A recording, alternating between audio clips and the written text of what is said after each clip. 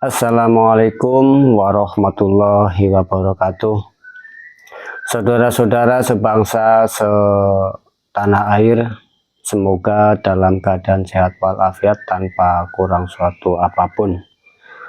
Saudara-saudara, kasus ijazah palsu mantan Presiden ke-7 Bapak Joko Widodo telah memasuki babak baru, saudara-saudara. Setelah melewati 377 pertanyaan dalam pemeriksaan Roy Suryo dan kawan-kawan, mereka dipulangkan. Saudara-saudara, mereka lolos dari penahanan. Selanjutnya, langkah apa yang akan dilakukan oleh Roy Suryo dan kawan-kawan selanjutnya? Kita tunggu saja langkah apa yang akan diambil oleh Roy Suryo CS ke depan. Apakah akan semakin lantang menyuarakan kebenaran versi mereka atau memilih diam di depan publik? Kita tunggu saja perkembangannya seperti apa, langkah apa yang akan ditempuh oleh Roy Suryo CS selanjutnya. Baik teman-teman, kita simak video berikut. Sebelumnya mohon dukungannya dengan menekan tombol subscribe, dan terima kasih bagi yang sudah memberikan dukungannya. Harusnya penyidik yang harus lebih siap untuk menuduh kami mengedit atau merekayasa. Ya, mana yang kami rekayasa? Kalau itu tidak terbukti, nanti saya berencana untuk menuntut kepolisian sebesar 126 triliun rupiah. Sangat terpaksa, tidak akan ada press conference dari ketiganya. Jadi cukup saya yang mewakili kepentingan mereka bertiga, dan alhamdulillah paling tidak hari ini mereka tidak ditahan. Padahal kita tahu pasal-pasal yang dikenakan ke mereka ancaman hukumannya sampai 12 tahun. Yaitu pasal 35 Undang-Undang ITE. Alhamdulillah, saya mengatakan dengan tidak ditahan, Mas Roy akan lebih produktif, akan bisa berpikir, akan bisa menulis dan lain sebagainya. Saksi yang meringankan.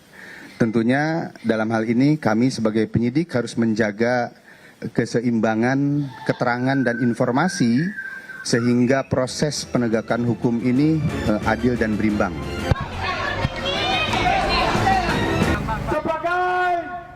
Lembaga yudisial tertinggi dalam hal ini harus bisa untuk kemudian menjaga kredibilitasnya, saudara-saudara sekalian. Namun dalam hal ini kami mengetahui bahwa terdapat dugaan yang sangat kuat bahwa saudara Arsul Sani yang kemudian salah seorang dari hakim Mahkamah Konstitusi terindikasi menggunakan ijazah palsu untuk gelar doktornya, saudara-saudara sekalian. Dugaan tersebut diperkuat dengan adanya keterangan yang kemudian disampaikan oleh salah seorang komisioner KPU melalui podcastnya pada Oktober yang lalu, saudara-saudara Bapak Ibu sekalian,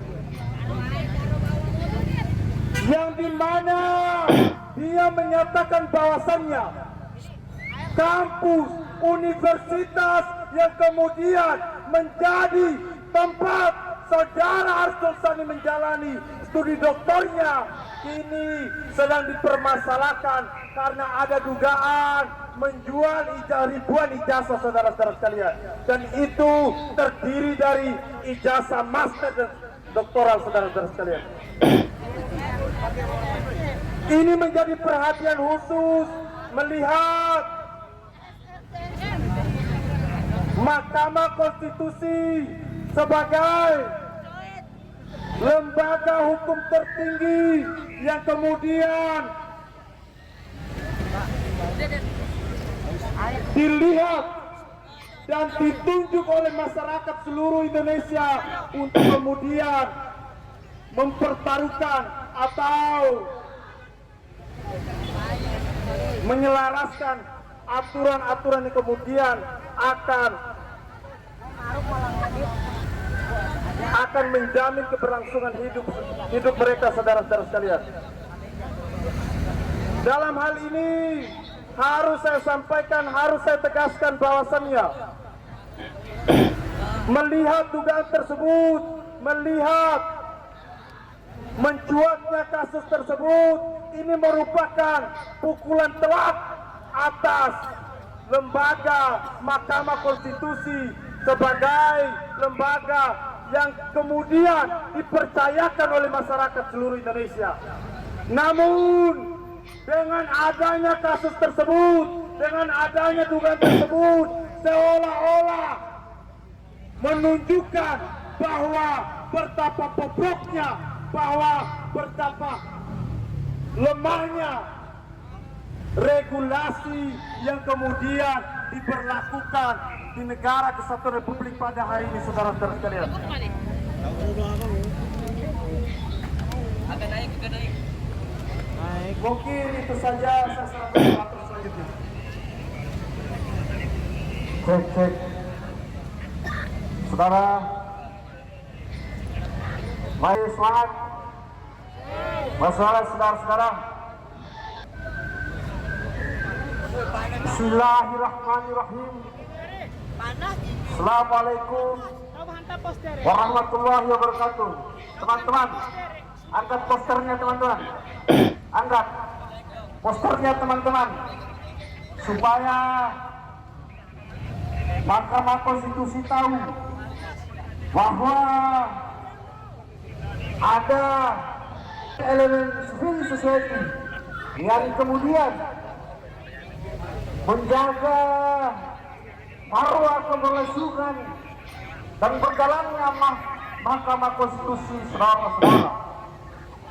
Saudara-saudara sebangsa dan setanah air, perlu kita sampaikan bahwa lembaga Mahkamah Konstitusi adalah lembaga yang ditugaskan berfungsi untuk bagaimana menjaga konstitusi, saudara-saudara. Betul tidak, saudara-saudara? Saudara-saudara, Indonesia adalah negara hukum yang telah diletakkan dalam Undang-Undang Dasar. Konstitusi sebagai norma dasar, sebagai tolak ukur berperilaku berbangsa dan bernegara, betul saudara. Konstitusi adalah aturan main bagaimana semua instansi negara dijalankan berdasarkan apa yang diatur dalam konstitusi, betul tidak, saudara-saudara? Dan hal yang paling bawah dari kita sebagai masyarakat, sebagai orang awam, sampai elit politik, lembaga-lembaga bernegara, lembaga-lembaga negara secara sistemik, secara sistematis menjalankan roda-roda kekuasaan negara berdasarkan konstitusi, betul tidak, saudara-saudara?